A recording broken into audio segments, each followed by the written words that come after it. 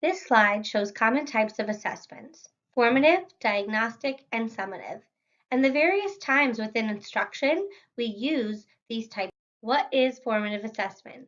It's an assessment for learning. They're brief measures of direct student performance, typically administered to all students during benchmarking and some students for progress monitoring. There are formal and informal versions of formative assessment. Formative assessments are iterative, meaning they're administered throughout instruction to help guide instructional decisions. Why do we use formative assessment? It's an identification of students who are non-responsive to instruction or intervention. It helps us determine response to current instruction, whether we're talking about Tier 1 core instruction or we're talking about more intensive supports in terms of Tier 2 or individualized supports for Tier 3 interventions. It can be used to identify students who are not responsive and to understand rates of improvement, often not used for grading purposes, but more of a guide to the effectiveness of instruction and whether changes or adjustments are needed. They're also supportive of curriculum and instructional decisions, program evaluation, resource allocation in a proactive model, comparison of instruction and intervention quality and efficacy. These formal and informal formative assessments are generally brief measures of direct student performance. Informal assessments are content and performance driven, whereas formal assessments have data that support the conclusions made from the test, including evidence of reliability and validity, measures of bias and distortion. There are also typically standardized in scoring and administration. Measures of reliability refers to the extent in which the score is accurate and consistent, and the extent to which the slope of improvement accurately represents rates of improvement. Measures of validity refer to the extent to which the score represents the underlying construct, meaning the accuracy of the assessment. Does it measure what it's supposed to measure? And the extent to which the slope of improvement corresponds to end level performance on highly valued outcomes, such as state math assessments and so on. The formal, valid, reliable, and standardized assessments have been tried before on students and have outcomes that support the conclusions that when a student is responding or performing well on the assessment, that they are not at risk, and that students performing below certain cut scores or points on the assessment are at risk. Scores such as percentiles, stand-ins, or standard scores are commonly received as part of this type of formal assessment. Compared to the informal assessment, these are often teacher-made: exit slips, observations, interviews, running records, quizzes, and so forth. These help to determine on a day-to-day, quick, informal basis how students are responding to instruction. Diving a little bit deeper into formative assessments, on this slide, we're specifically looking at informal formative assessments. These can be used to help teachers quickly determine what to teach and help in the selection of appropriate instructional strategies and supports. These are often mastery measures of proficiency of a specific skill rather than global indicators. They're often not monitoring the maintenance of skills, meaning checking back on skills after they've been taught, instructed, or intervened on. These informal assessments can be used diagnostically to help teachers determine how to adjust their instruction based on student need before getting to a summative assessment. In the first example of a multiplication running record,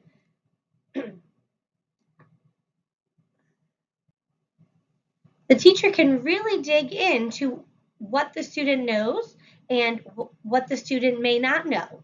Do they have strategies to solve these problems? Can they immediately recall with fluency these multiplication facts, or are there specific ones that they struggle?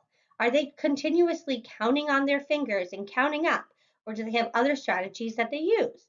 Compared to the second example, which are exit slips, these can be given to a whole group of students. They can happen really quickly, informally, and don't need extensive amounts of time ahead to plan. Both examples can provide you really valuable information about what a student knows and struggles with. In both examples, it requires the educators to look past the correct and incorrect answers and really try to look for the processes the students use to understand their thinking. We just reviewed universal screening. Another type of formative assessment is progress monitoring. Let's dive deeper into the components of progress monitoring now. What is progress monitoring? It is a standardized method of ongoing assessment. They are brief, repeated assessment measures that capture student learning or behavior over time. Why would we progress monitor? During core instruction, Tier 1, teachers are often using informal measures to monitor their students' progress and inform the need for instructional changes and support on grade level standards. Whereas during secondary interventions, Tier 2 and 3, tools for progress monitoring are typically standardized, scientifically validated, reliable formative assessments. These tools report measures of grade, age, or instructionally appropriate normed outcomes. Progress monitoring helps confirm and compare the efficiency of different forms of instruction and facilitate instructional planning. It allows teams to measure student response, progress toward meeting student academic and behavior goals, and to identify students not making progress, which allows us to determine when an instructional change is needed and to help hypothesize potential sources of need. Formal tools allow accurate and meaningful information regarding students' need, which allows teams to measure students' response, evaluate growth, set specific goals, and determine appropriate rates of improvement. On this slide, these are examples of various progress monitoring tools. Selecting the most relevant tool for student need is key, and it's essential to monitor as close to grade level content as appropriate. There is a difference between progress monitoring and monitoring progress. As discussed in the previous slide, we're often using informal formative assessments in the Tier 1 setting to monitor students' progress. Those are a variety of techniques that teachers use to determine the students' progress on a day-to-day basis, such as quizzes, exit slips, running records, samples, anecdotal records, those kinds of things. Whereas progress monitoring are more formal formative assessment measures used on an ongoing basis. They're evidence-based to determine rate of growth for students. Things such as STAR, Easy CBMs, MBSP, and Dibble's Next are all examples of formal formative assessments for progress monitoring. When progress monitoring, there are two main types that we refer to in the MTSS RTI framework: general outcome measures and mastery measures. We will discuss these two main types in the next two slides. When providing students with formalized intervention plans, we want to more formally monitor their progress to ensure they are responding or not to the instruction. When monitoring progress more formally, we often use general outcome measures, which answer the questions: are students growing?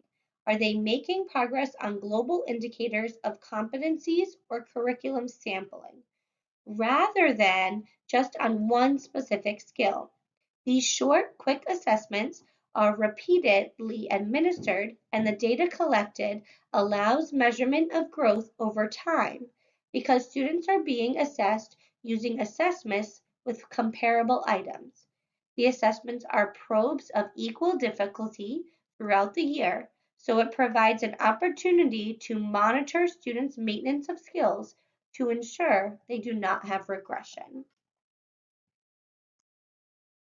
When monitoring students' progress, which is often more informal, we often use mastery measures. What do we use mastery measures for? We use mastery measures to determine students' proficiency of a specific skill in a sequence. Look at the graphic on the left of this slide. The student was first monitored on their mastery of multi-digit addition before moving on to the mastery of multi-digit subtraction with the goal of getting to multiplication facts. The student did not move on to the subtraction until multi-digit addition was consistently at or above the mastery level. This type of measure does not monitor maintenance of skills. So to determine if the student continues to have addition mastered after moving on to subtraction, the educator would need to periodically circle back to addition to recheck or monitor that skill as well. It becomes impossible to know whether after one skill has been taught, the student still remains and remembers how to perform the previously learned skill without monitoring that skill as well. In addition, how a student does on a mastery measure assessment does not indicate how he or she will do on standardized tests, because the number of objectives mastered does not typically relate well to performance on criterion measures. Some teacher-made, sometimes commercial, so reliability and validity vary depending on the measure. While teacher-made tests present concerns for evaluating growth and determining the appropriate rate of improvement given the unknown reliability and validity of these measures, there is increasing research demonstrating the validity and reliability of other measures in the area of mathematics. Mastery measures such as teacher-made assessment are often great resources for Tier 1 core instruction planning, but as students' needs increase in intensity, we want to use a more standardized method of ongoing assessment with strong validity and reliability to effectively evaluate responsiveness.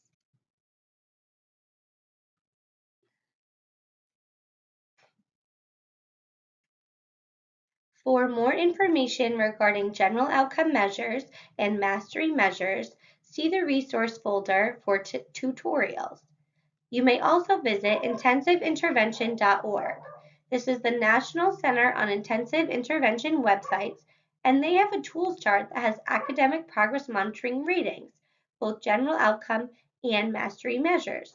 They show ratings on various elements, including reliability, validity, number of alternate forms, rates of improvements, benchmarks, and sensitivity to student improvement. This tools chart is like a consumer report for progress monitoring tools. The tools may appear to have good ratings, but you have to do a little bit of investigation and research into the tools themselves to see if they are appropriate fit for your population.